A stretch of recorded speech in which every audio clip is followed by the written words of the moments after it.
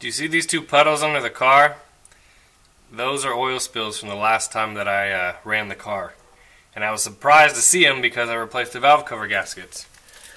But I was in a rush, and when I replaced them, I didn't wait for the RTV to dry, and they slipped. So you see, this is that bottom edge.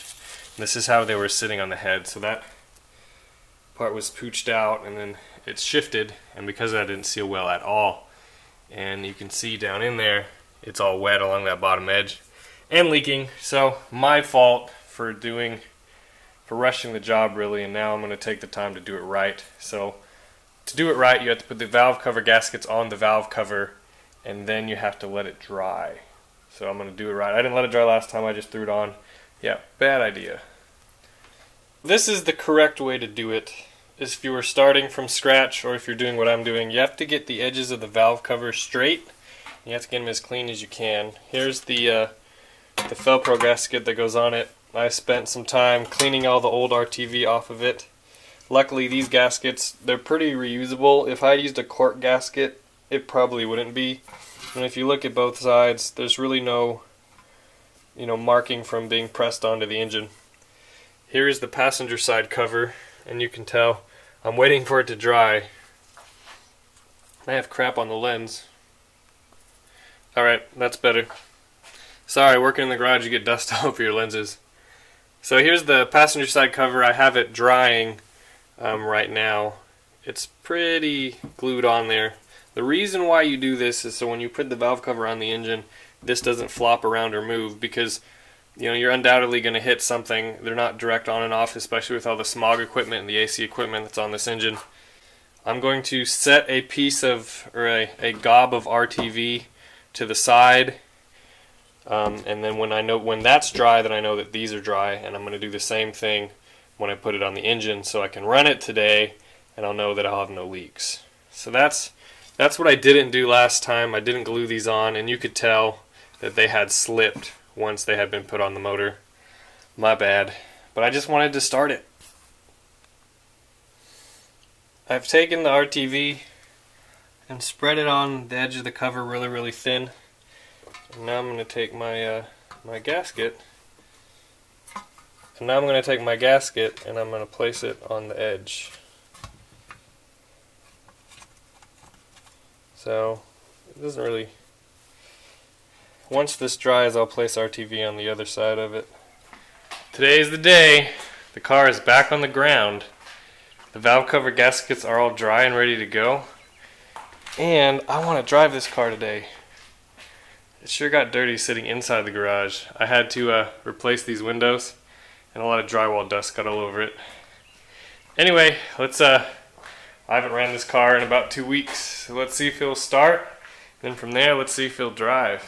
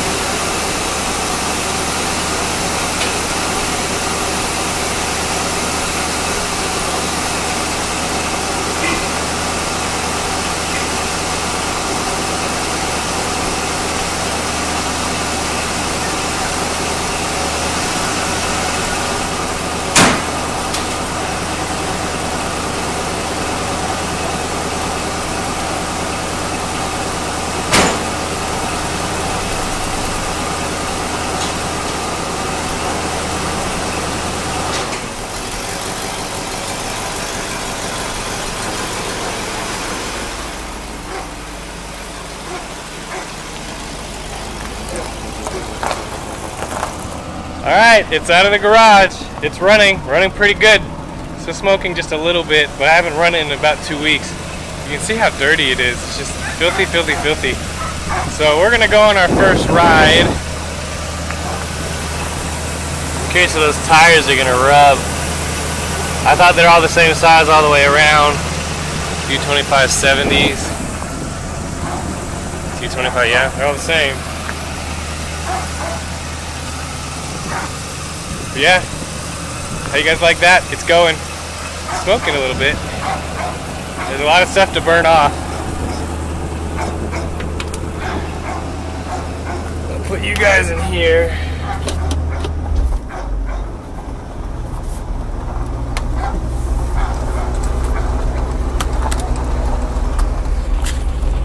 So the brakes are still a little bit mushy. They could probably use another bleeding. Oh, I think the tires might be too big.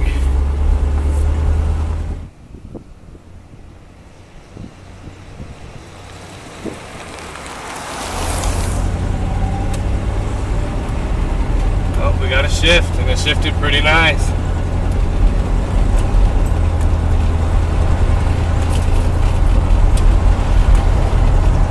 Someone is burning something out here. You can smell it. There's ashes everywhere. You know, it drives pretty good. Pretty straight, considering.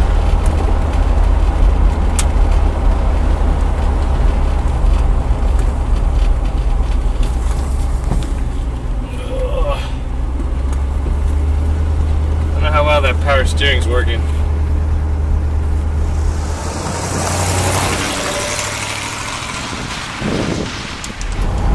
Good oil pressure, temperature's holding. We might run out of gas. Alternator's charging. Yeah, I can't tell if that power steering's doing anything. I don't think that it is. But it might just be the fact these tires are rubbing. Might just be the fact these tires are rubbing all over the front of the car. I don't know. Remember, they came off a 73, which has the same front end, but I guess we'll see.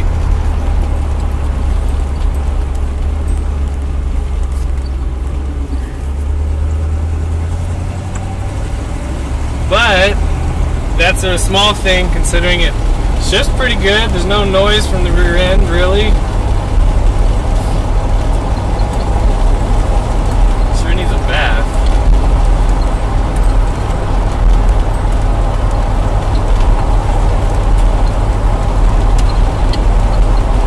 Probably could use a front end alignment too. But remember, this car sat for 10 years. 10 years is a long time for the car to sit. Seems to run pretty good. We'll have to check and see if my valve cover gaskets worked. They should work. It had a lot of crap to burn off of the motor from leaking for who knows how long. So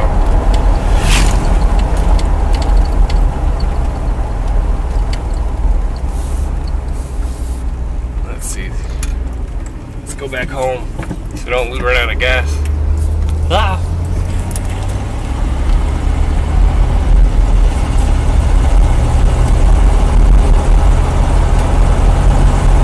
You know, accelerates as good as a 45-year-old motor can. We're at 40 right now, 2,000 RPM. 45. The odometer is working.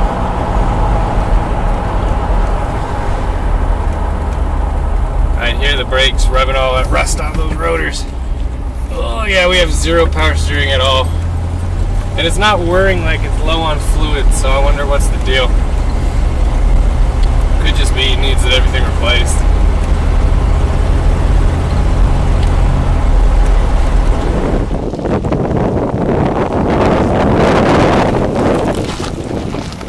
First 20-minute drive in 10 years. It's run before. It's smoking a whole lot less. I think the idle might be just a little high. I'll have to adjust that. I don't know if I showed you guys this on Instagram. Look at that. 10 years. Sitting outside and the headlights still work. Pretty cool, huh? It definitely needs a bath. Badly. Look at that. But hey, it's got maybe a little bit of an exhaust leak where they replaced the catalytic converter. But it's running and driving, and it's awesome. Well, I might not have waited long enough. I can't tell whether they're leaking or that's just residual. I can't tell.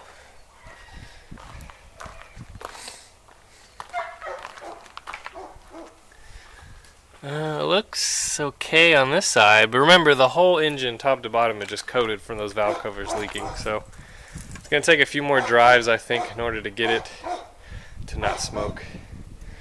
But you know what, I'm going to wash it. It needs washed. Here's a little bit better of a view of the interior. So original door panels with new carpet and the armrest patches.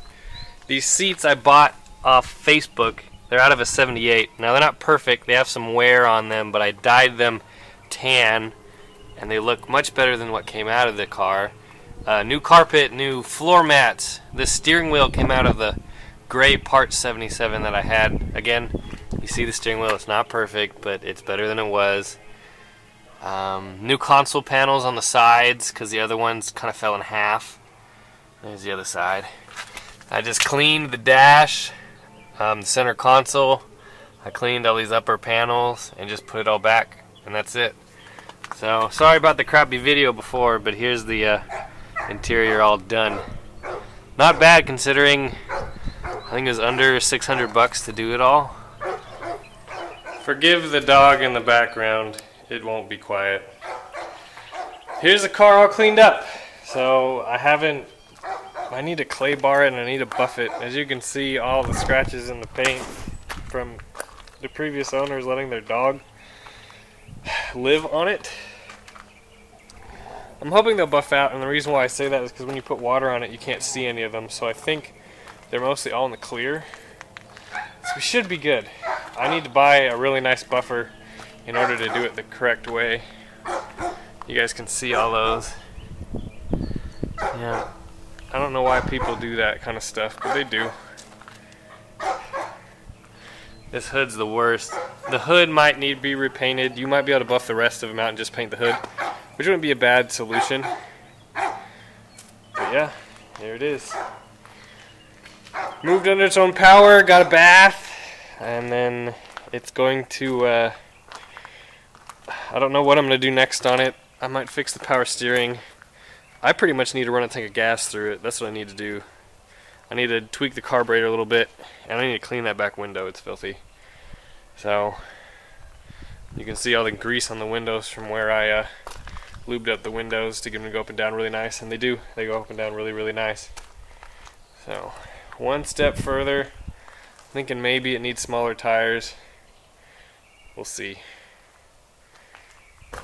But now I have to end this video because I have to clean my garage. It's dirty because this car's been in here for so long. So that's it for this video. Thanks for watching, you guys. Hopefully we can get it shined up and ready for its new owner. I've had a couple of people ask if I'm going to keep it.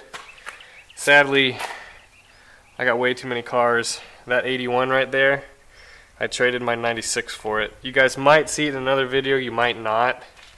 But it definitely needs to be sold as well so I can put my caddy in the garage. And that C4, we'll see if I ever get to it. I know some of you guys love C4s. You want to see that in an upcoming video. But I'm going to give you a little sneak peek. Since you've watched the video this far, I'll give you a little sneak peek of something that will be on the channel. Can't tell you when. You see back there in the background? Oh yeah. There's another C3 right there. The only thing I'm going to tell you about it is that it's a 74 and it needs a bunch of work, but it will be brought back to life.